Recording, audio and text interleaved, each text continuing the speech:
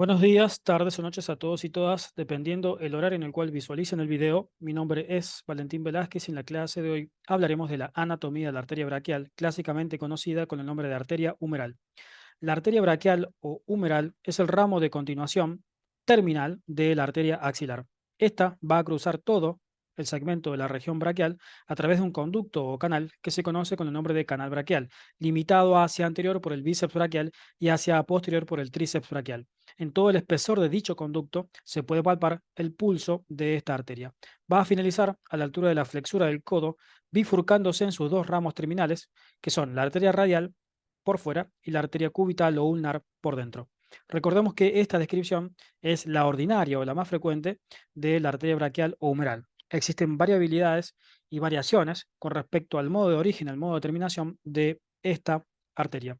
Las relaciones más importantes de esta arteria en la región braquial van a consistir en las siguientes. Hacia superior, en la región braquial, se encuentra en relación primero con el músculo coracobraquial hacia anterior y luego en relación con el músculo bíceps braquial, que es su músculo satélite y el que la protege y la tapiza de manera superficial. Hacia medial se encuentra en relación con la aponeurosis o fascia superficial. Hacia posterior, en principio, se encuentra en relación con el vasto medial o cabeza medial del músculo tríceps braquial y luego se encuentra en relación con el músculo braquial, antiguamente llamado braquial anterior. Por fuera, la arteria braquial o humeral se va a encontrar en relación con la piel. Mientras más trofismo presente el músculo bíceps braquial, más protegida se va a encontrar la arteria humeral o braquial profunda. Continuando entonces con el trayecto y las relaciones de esta arteria, ya mencionamos que se ubica en el espesor del conducto o canal braquial y aquí podemos ver la constitución de dicho conducto braquial. Vemos cómo se configura en el segmento medial de la región braquial. En esta ilustración que nos muestra diferentes cortes ejecutados de manera horizontal en la región braquial, podemos ver las relaciones nerviosas y vasculares de la arteria braquial o humeral en el canal braquial. A la altura del tercio superior de la región braquial, podemos visualizar aquí a la arteria braquial, junto con otra pequeña arteria que es un ramo colateral de la braquial, que se conoce con el nombre de arteria braquial profunda, humeral profunda o colateral externa. Estas últimas dos nomenclaturas son clásicas. Superficialmente, entonces, a la arteria braquial nos encontramos con el músculo coracobraquial, siendo perforado por este nervio que es el nervio perforante de Caseриus, actualmente denominado nervio músculo cutáneo. Superficialmente al músculo coracobraquial nos encontramos con la porción larga y la porción medial o cabeza larga y cabeza corta del músculo bíceps braquial y por último superficialmente nos encontramos aquí con el músculo pectoral mayor. Por fuera el deltoides y hacia posterior el tríceps braquial. En este canal la arteria se va a encontrar en conjunto con sus dos venas satélites, la arteria braquial profunda, el nervio mediano, que aquí lo podemos visualizar, que luego hacia inferior va a cruzar en X por delante a la arteria, y por detrás nos encontramos con el nervio radial. Hacia medial podemos visualizar al nervio cutáneo antebraquial medial, a la vena basílica y por último al nervio cutáneo braquial medial. Este nervio que encontramos aquí se corresponde con el nervio cubital o nervio ulnar. Luego, en este corte que visualizamos, ejecutado a la altura del tercio medio de la región braquial, visualizamos nuevamente a la arteria braquial con sus dos venas satélites, al nervio mediano y por dentro encontramos aquí al nervio cutáneo antebraquial medial. Por fuera, separado por el tabique intermuscular medial, encontramos al nervio cutáneo braquial medial. Por último, en el segmento más distal nos encontramos a la arteria braquial con sus dos venas satélites y al nervio mediano acompañando a la arteria. El nervio mediano luego pasará por detrás de la región del codo, por la región posterior del codo, y se va a encontrar dispuesto en el surco para el nervio cubital o canal epitrócleo lecraniano antiguamente denominado. Aquí nos encontramos con otros dos cortes ejecutados en sección horizontal donde visualizamos al espesor del conducto braquial, allí nuevamente representado, y aquí exactamente lo mismo. En la región del codo, la arteria braquial se va a encontrar dispuesta en un surco que se conoce con el nombre de surco bicipital medial. A través del surco bicipital medial vamos a ver el paso de la arteria braquial, del nervio mediano, de la vena intermedia basílica y de algunos ramos colaterales sensitivos del nervio cutáneo antebraquial medial. Este surco se encuentra limitado hacia lateral por el borde medial de el tendón del bíceps y el bíceps braquial. Hacia medial se encuentra limitado por el músculo pronador redondo. Superficialmente el techo va a estar representado por la fascia o aponeurosis, en realidad la expansión aponeurótica bicipital, y el piso de este surco va a estar configurado por el músculo braquial, clásicamente llamado braquial anterior. Aquí podemos visualizar las relaciones establecidas entre el nervio mediano y la arteria braquial. En el 82% de los casos, el nervio mediano en su segmento superior se encuentra lateral o externo respecto a la arteria, pero en el tercio medio de la región braquial cruza en X superficialmente a la arteria braquial para luego dirigirse al canal, luego pasar anteriormente en la región anterior del codo. Justamente aquí podemos visualizar al nervio mediano a través del surco bicipital medial.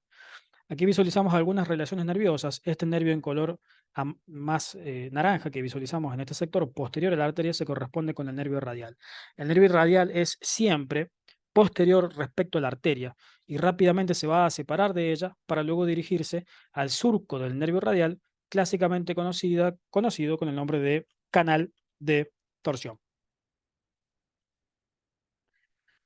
Ahora bien, vamos a hablar del modo de distribución de la arteria braquial o humeral.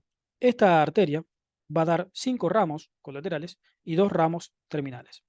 Con respecto a sus ramos colaterales, va a dejar algunos ramos musculares que se van a distribuir para el músculo deltoides y para el músculo bíceps braquial.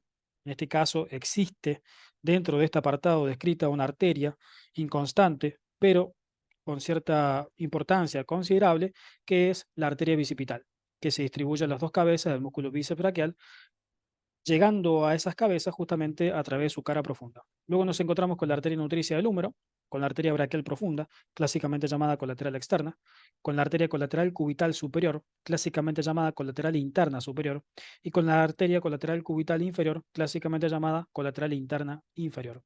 Estas últimas 3 arterias son importantes para la configuración y constitución de los círculos periepicondilios arteriales, encargados de la irrigación de las estructuras de dicha región. Sus 2 ramos terminales son justamente su modo de terminación, la arteria radial por fuera y la arteria ulnar o cubital por dentro. Aunque como ya habíamos mencionado precedentemente en este video, existen variabilidades tanto en el modo de origen como en determinación de esta arteria. Pueden existir casos en donde la arteria braquial se bifurca a la altura del tercio superior de la región braquial o inclusive a la altura de la cavidad axilar.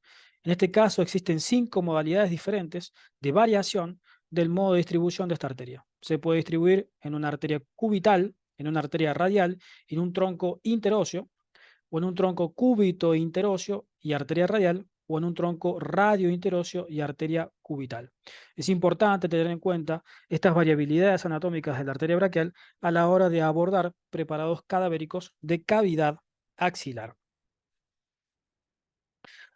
Bien, comenzamos con la descripción de los ramos musculares de la arteria braquial o humeral. Estos pequeños ramos musculares van a nacer siempre de la cara externa o borde externo de la arteria. Aquí podemos ver algunos ramos musculares que se encuentran distribuyéndose por la cara superficial de la porción corta del músculo bíceps braquial. Aquí nuevamente visualizamos, en este caso distribuyéndose por la cara profunda del músculo bíceps braquial.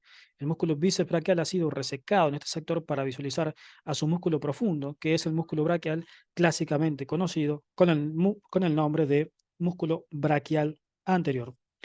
Aquí la arteria más importante que ha sido descrita es la arteria bicipital, que se distribuye a las 2 cabezas del músculo bíceps braquial, abordando estas cabezas por su cara profunda. Luego nos encontramos con la arteria nutricia del húmero. La arteria nutricia del húmero es un pequeño ramo colateral muy delgado que se desprende de la humeral o a menudo de un ramo colateral en su tercio superior o tercio medio de la región braquial. Va a abordar al foramen nutricio del húmero un poquito por debajo de la inserción distal del músculo coracobraquial. Luego nos encontramos con quizá su ramo colateral más importante, o en realidad uno de sus ramos colaterales más importantes, que es la arteria braquial profunda, humeral profunda o colateral externa. Estas últimas 2 designaciones son clásicas, son antiguas. La designación actual es el de arteria braquial profunda, como se ve en el título.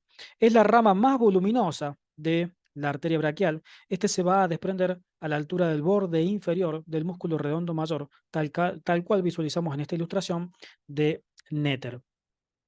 Inmediatamente pasando por debajo del borde inferior del músculo redondo mayor a través del espacio axilar inferior, o clásicamente llamado triángulo de Avelino Gutiérrez o triángulo húmero tricipital, se va a distribuir por el canal de torsión o surco del nervio radial en conjunto con el nervio radial.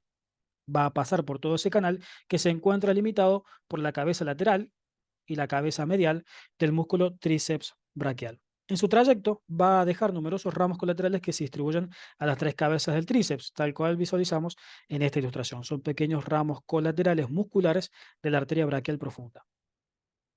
Luego, un poco más arriba del epicóndilo o epicóndilo lateral, aquí en este sector, la arteria braquial. En realidad este es un modo de bifurcación alto, pero la literatura anatómica clásica describe un modo de bifurcación o determinación de la arteria braquial profunda un poquito por encima del epicóndilo o epicóndilo lateral. Esta arteria se va a dividir en dos ramos terminales, que son un ramo anterior y un ramo posterior. El ramo anterior va a seguir el curso del nervio radial. Aquí lo podemos visualizar. Este es el ramo anterior de la arteria braquial o humeral profunda. Sigue entonces el curso del nervio radial. Se va a encontrar dispuesto entre el músculo braquial anterior o braquial que se encuentra por dentro y los músculos epicondilios superficiales que se encuentran por fuera. Y luego se va a anastomosar con la arteria recurrente radial anterior o arteria recurrente radial, que es una rama de la arteria radial. En este segmento va a configurar la porción anterior del circuito periepicondilio lateral.